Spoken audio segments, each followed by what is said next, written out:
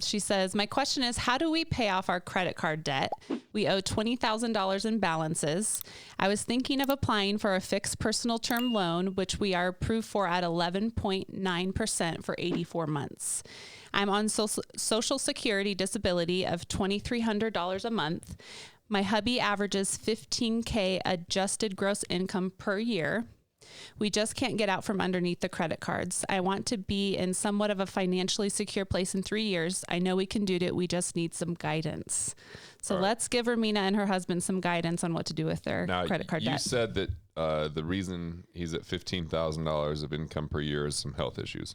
Yeah, there was just a series of unfortunate events that happened that kind of put him in a tough spot. That's the first thing I look at in this situation is how do we increase income, right? If that's at all possible. Is there, side hustles? I did a phone call this morning. You heard me on speaker. They're making money on their vehicle using Turo.com.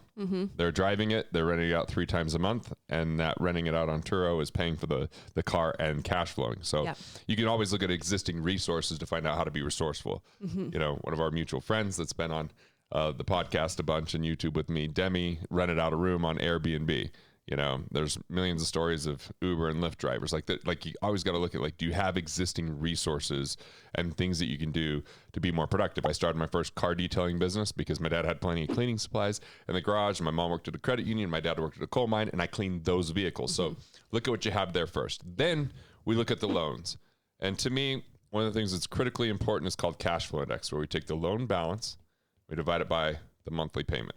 Okay. If this number is 50 or less, we have a cash hog on the hands, right? That means it's a very inefficient loan. If that number is, greater than 100, that's a really efficient loan. It's actually not requiring a very large payment for how much money you've borrowed. So if you're trying to pay something off, you want to know your cash flow index of any loan that you have, because it kind of tells us the priority. Now, in their situation, the 11.9% is high, but at the same time, because she's on fixed Social Security amount of income and her husband's not earning as much income, that's why it's a higher interest rate. Now, did they have other assets or anything else? She didn't go into details on that. One of the things I always look for is there other assets that are out there. Could you borrow from a 401k? Could you borrow from cash value? Could you go refinance a car? Right? We're looking for, anytime you have collateral, like cash value has collateral of life insurance where they'll lend you money based upon how much you have. Usually loan interest rates on 401ks are really low. Now, it's not my favorite place to go borrow money, because there's fixed payback periods, and it's all pre-tax dollars that you're paying back with after-tax dollars. So there's disadvantages, but if we can lower the interest rate, we can lower the payment, we can improve the cash flow. Those are things to look at. There's also intra-family loans. We've had people that just borrow from family members because they're sitting on plenty of cash. We've done it for down payments for mortgages and things like that, because now they're earning more than they were in their measly savings account. But at the same time, there's collateral behind it, and they're helping out someone they care about. So I want people to think more resourcefully first. And so 11.9% for 84 months, that's kind of a high payment. Obviously, that's going to be a lot of their income, is going to go to this. So I want to look at those other options. Now, if she has the option of refinancing a current car loan that her and her husband already have, how would one go about doing that? Go to your bank or credit union. It's already collateralized, so it's a refinance. Most people don't think about, they think about buying a car and financing it up front. But if it's paid off, you could always go and get a loan. The car is collateral. It's actually a car loan. Yeah. So you're going to go talk to wherever you're currently banking at, where you already have an account. Okay. Now, the other thing I think is really important is understanding the cost of money.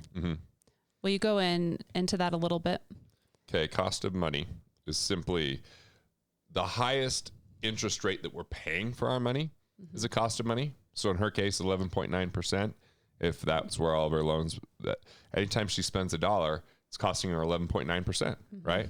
So it's the highest amount that we're paying on our money. Or it's forfeiting interest that we earn, depending on what that is. So let's say I know I can earn 5% on my money. I know with really high levels of certainty, 5% is pretty easy to do. Anytime I spend $1, I'm forfeiting the right to earn 5% interest. So it's either, we always have an interest cost, right? We either pay interest if we borrow, or we forfeit the right to earn interest. Either way, there's an interest cost. It's just more obvious the one that we're paying for than when we forfeit the right to earn. So our cost of money is kind of that bar that says at this point, I have to earn at least this much to make it worth my time. Like if you have a 5% loan and someone comes and says, I can get you 3% guaranteed, not too exciting because you're losing, right? Because you're paying 5 and you're only earning 3. On the other hand, if you're only paying 3 and you can earn 5, maybe the fastest way to pay off that loan is earn the 5% if it's got predictability, if it's stable, if it's secure. There's a lot of people that erroneously, like remember your college notes, that said, oh, the market's just going to do 12%. Well, if the market was really going to do 12%, the slowest way to pay off a mortgage would be pay the bank extra money.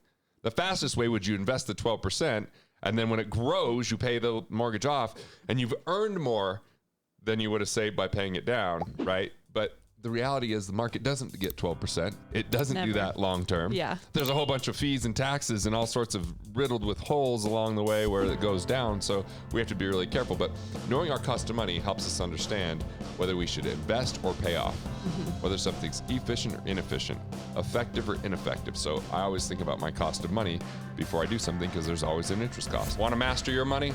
Want to figure out the things that you could do to improve your finances? Click here and check out more videos like this on Money Matters.